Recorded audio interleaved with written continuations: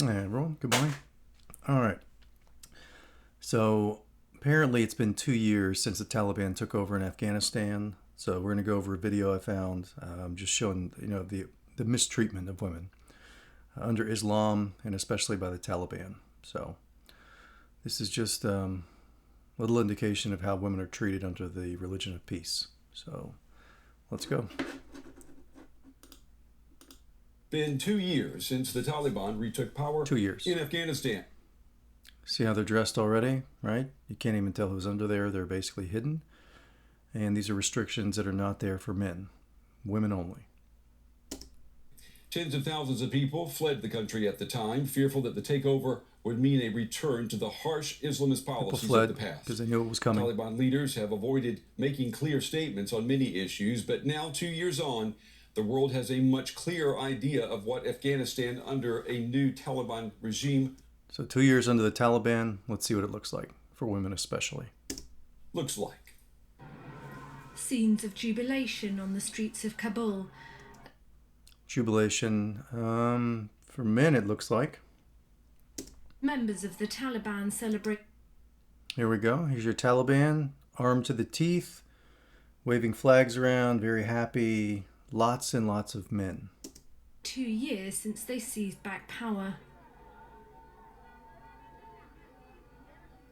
Flags emblazoned with the Lots of men, lots of young men, lots of older men, lots of flags. Islamic Emirate of Afghanistan, the Taliban's formal name for the country, were held high across the capital as supporters gathered to honour their leaders. Their leaders, their leaders need honor. Death to those who are against the Taliban. Peace in Afghanistan. Death to those who are against the Taliban. Okay, well that includes me, so have at it. This is the kind of person you want running things? Look at him. Death to people who oppose the Taliban, an organization that's following a false religion led by a false prophet who was extremely violent. Basically a horrible person.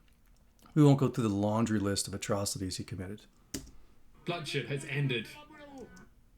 Bloodshed has ended because people were fighting you, the Taliban. The flag waving continued at an event. Oh wow, look how happy they are.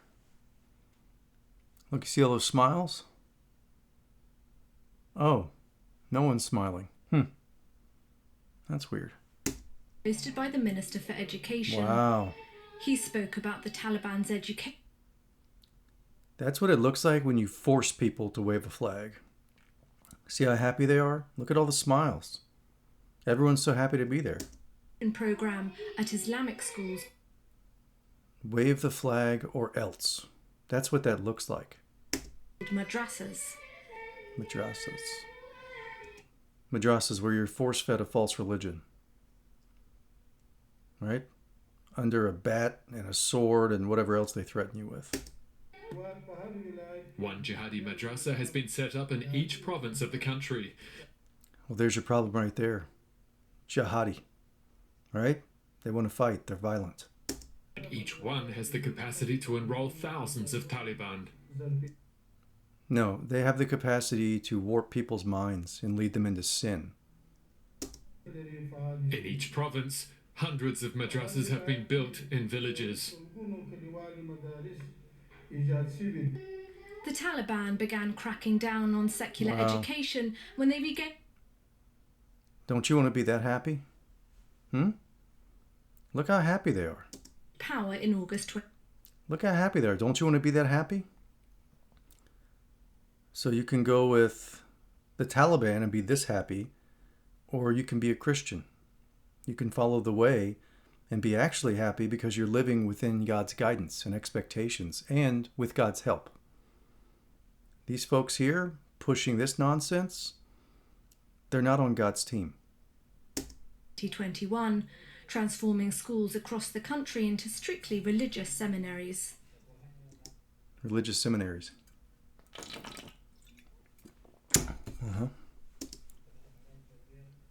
These reforms include restricting the rights of women and girls to attend secondary schools and Right. So in your religion, and especially the one pushed by the Taliban, you think it's okay to restrict women from secondary education, to hold them down, to reduce their possibilities in the future of obtaining employment and actually helping the country and helping their families? You think God would support that? God, who created men and women to be equal. Universities.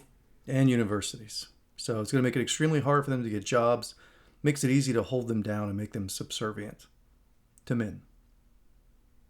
Not real men, the type of men who would hold a woman down, who are scared to compete on a level playing field with a woman. Those type of men. Women's rights to learn, work, and to participate in public life continue to be eroded by the regime. I don't feel good, and I'm not happy about this day. Right now, the Taliban are not ruling the country in the interests of the people. I don't understand why they are so negative about women. Because they're confused. Because they've had a false religion pumped into their head, maybe for their entire lives.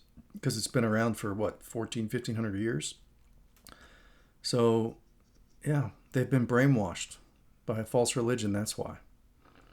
And at this point, given everything that they've seen, there's no longer any mercy for them. Not that there would have been before, but there's absolutely none now because they know better. They have access to the internet. Now they know the truth. So the fact that they still follow it, there's no mercy now. Now they know better. But some women are determined not to give up, moving to Don't give roles up. where they still have the right to work, or studying in secret. I never turned back, nor did I ever give up. Although there are no educational opportunities after the Taliban banned women from schools and universities, our minds can't be restricted. We can fight against them. We should not miss opportunities and give in to obstacles. You see that? That's awesome. After everything that's going on, they're being restricted from school, outdoor activities. They're being completely oppressed, right, by a terrorist regime following a false religion. And still she doesn't give up. Still they push on. Still they have, probably secret schools they have set up. Whatever that is. I don't want to get into that. But they're doing what they have to do. They're not giving up, right? They're being absolutely oppressed, and it won't last. It will not last. But they're still fighting. She still has a positive mindset. That's awesome. But the obstacles for women are only growing. For now. And by rolling back access to education, the Taliban is forging a society in which women have severely limited opportunities out. Exactly. They're holding them down. They're holding them down just like they always have. That's what you get in Islam. If you hate women, then you should be a Muslim. Side of the home. 2 years ago today. Interesting outfit. Yeah, it's as if they have women in chains, essentially. Without the physical chains, and who knows, that probably happened somewhere. But that's basically what they have. They've got the women chained down in society. Taliban seized power of Afghanistan. The radical Islamic group promised the revival of the country's economy. That outfit's a little too tight, but we're not going to go there. Plans did not materialize. Afghanistan remains the world's largest humanitarian crisis in 2023. That's according to the United Nations. Life for Afghans is often a daily struggle for survival. Habib or Raman Razuli lives with his 5 children in Kabul. Even with relatively stable income as a government employee, he feels the strain of the economic crisis. He earns the equivalent of $70 a month, still not enough to support his family. And he works for the government. He's got like a good government job there, and it's still not enough money. Some of my friends here and from abroad help me, but it's not enough. This help is temporary, so sometimes I look for daily wage work in construction, but there's no work there as well. The economic situation for everyone is getting worse. Well, how is the economic situation going to get any better? Like, what self-respecting country is going to want to deal with the Taliban? Right? Do you want to give aid and you want to help out an organization that oppresses women like this? If you help them, you're condoning that activity. You're supporting the Taliban by giving them money. And I understand that they're also hurting people because they don't have, economic means to pull themselves up. But at the same time, you can't support an organization that treats half their population like this. That basically keeps women in chains, essentially. So, until the Taliban is gone, it's going to be very difficult to fix that country. They would either have to change drastically, which is not going to happen because they're following a religion based on Muhammad. So for them to change, they'd have to basically go against Muhammad, which would make them an apostate, which would mean somebody would try to kill them. So you're going to have to basically convert that entire country to Christianity to save it. Any country that is majority Muslim is always going to have problems because the foundation of everything you believe is based on a lie written by a violent false prophet. Everything, the way you think, the way you act in society, your laws, it's all based on a fake religion. So until you fix the religion, which is the foundation for everything, you're going to find it very difficult to save any of these countries, for them to be really prosperous. He's cleaning the family. And even if they were prosperous, it's a fake religion.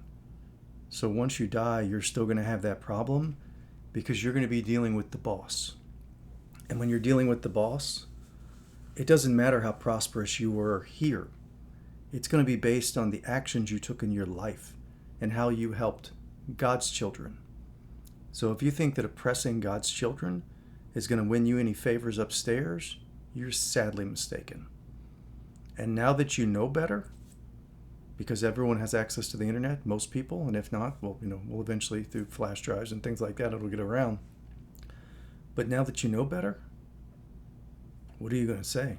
Oh, sorry, I didn't know. No one told me. Really? Now you know. So if you want to be in God's good graces, you might want to listen. Sewing machine for the last time, preparing it before he tries to sell it. It isn't the first time he's sold household goods to make ends meet. Other families live on money sent by relatives living abroad. The money exchange market, Sarai Shahzada in Kabul, is critical to their ability to receive money from outside the country. That's because Afghans are only allowed to withdraw limited amounts from their bank accounts. This is the Taliban government's way of preventing a bank run. That's nice. Talk about stability. They only let you take out so much money because they're scared there's going to be a bank run. So that shows you what the current situation is in Afghanistan. And with leadership like this, I wouldn't be surprised, If your religion is Islam, you're always going to have problems because you're basing your entire existence on a fake religion. That foundation will always crack because it's not real. You can't stack anything up on a foundation like that. It's wrong. It's incorrect. You've been misled, but now you know better. So now that you have the information and you have God's guidance, what are you going to do now?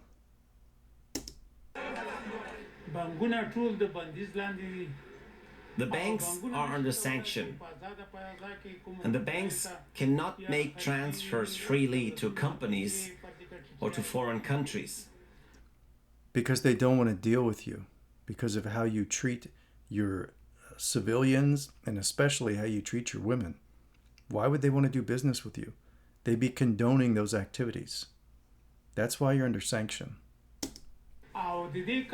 So Sarah Ishasada is doing this task now.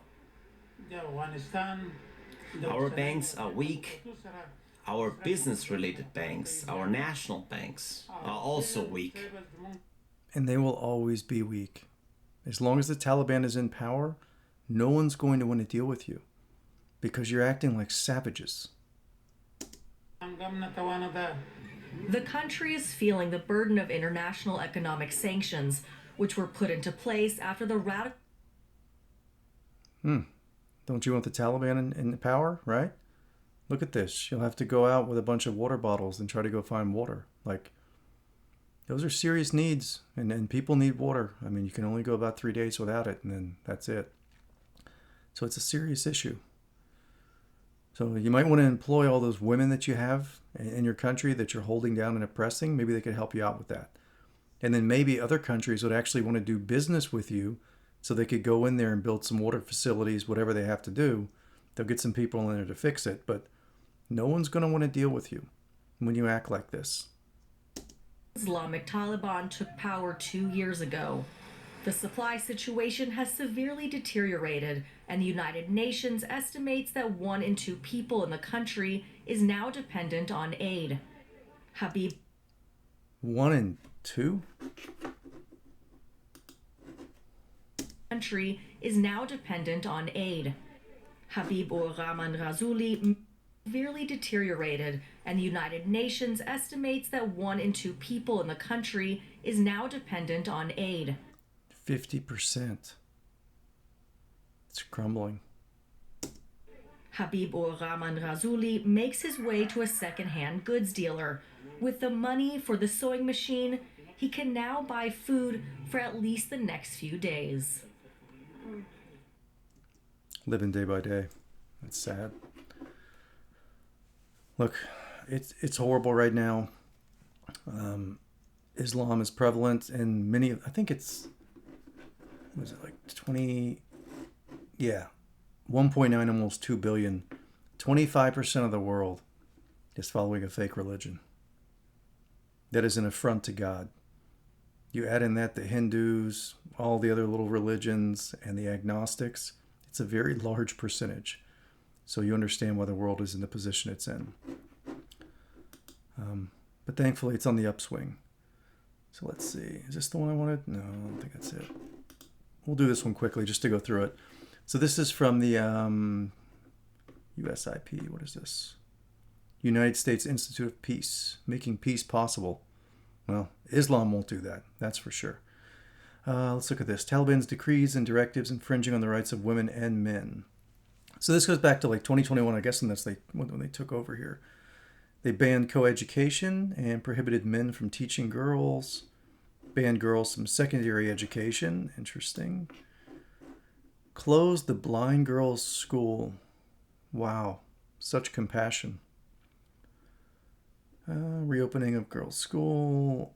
Schools for girls in grades 7 and up will remain closed. Females grades 4 through 6 to cover their faces while commuting to school or face expulsion. Wow. Nothing about men, just women.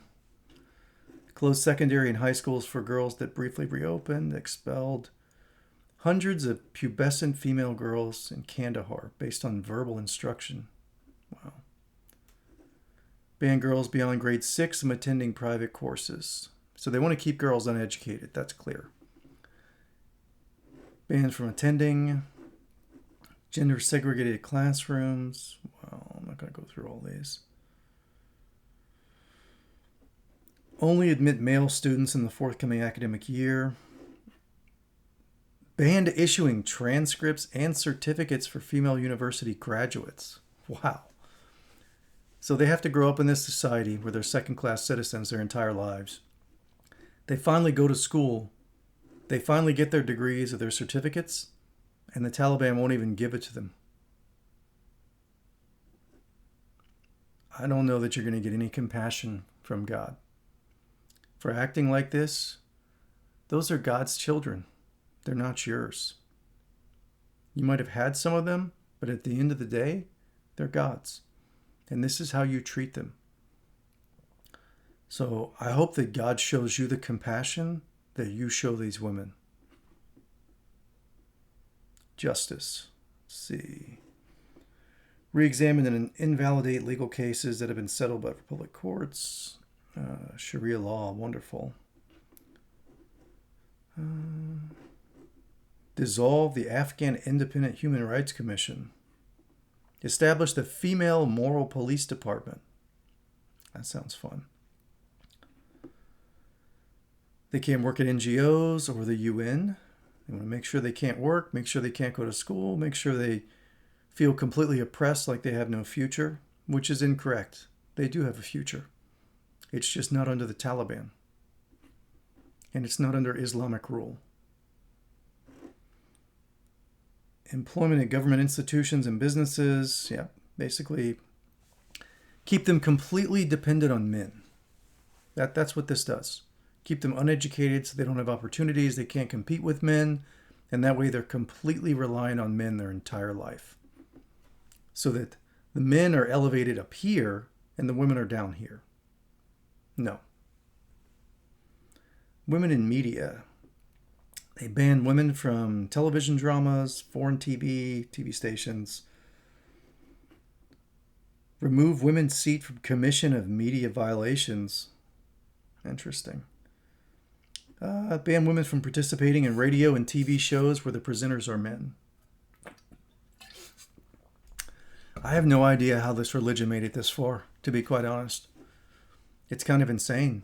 But if you think about it, if you talk about the wonderful false prophet Muhammad or Islam, somebody will try to kill you. So that makes sense. If you try to leave the religion, they'll kill you. So you can see how Islam has survived, right? With a sword. That's how. It's such a good religion, you have to threaten to kill people if they speak badly about it or try to leave. Women outside the home, yeah, basically stay indoors. If you do go out, you have to be escorted. Ban women from coffee shops, public baths. Not to serve women unless they're escorted. Ban women from entering healthcare centers without a mahram. Stop issuing driver's license to women. Wow, can't even drive. No public transport without the escort. Female government medical staff to be accompanied. Yeah, they have to be accompanied everywhere. Don't serve them in restaurants without their little mahram. Wow. Can't go to parks. Oof. Gyms, parks. Ban women from playing sports. Parks, gyms. Traveling outside the country. They don't want them to escape from traveling abroad without a mahram and without a legitimate reason. Legitimate, who gets to decide that? Oh, the Taliban. Travel agencies not to sell tickets to women without the escort, and corporal punishment. Robbery, kidnapping, and sedition. So I'm not sure what kind of corporal punishment that is. I'm sure it's nothing pleasant. So that's it. So the Taliban is an absolute scourge in Afghanistan and wherever else it's present, along with any other Islamic terrorist group. And they are an enemy of God. So because of the way they treat women and they treat other people, and they're actually pushing a false religion too. So you add all that in, God's not happy with them. And that will continue to be the case. So it's going to take a little bit to fix this entire planet, but it will get fixed because God is capable of anything. And God is not going to allow people like this to sit around and treat women like this. And I'm sure they treat men horribly too. It's the religion of violence. It's not the religion of peace. It's a religion of violence. So don't worry. God's on the job. So just hang tight. And remember, God loves us and he wants to help us fix this place because it's a mess right now. But it's not going to be a mess forever. So enjoy the rest of your day and we'll talk next time.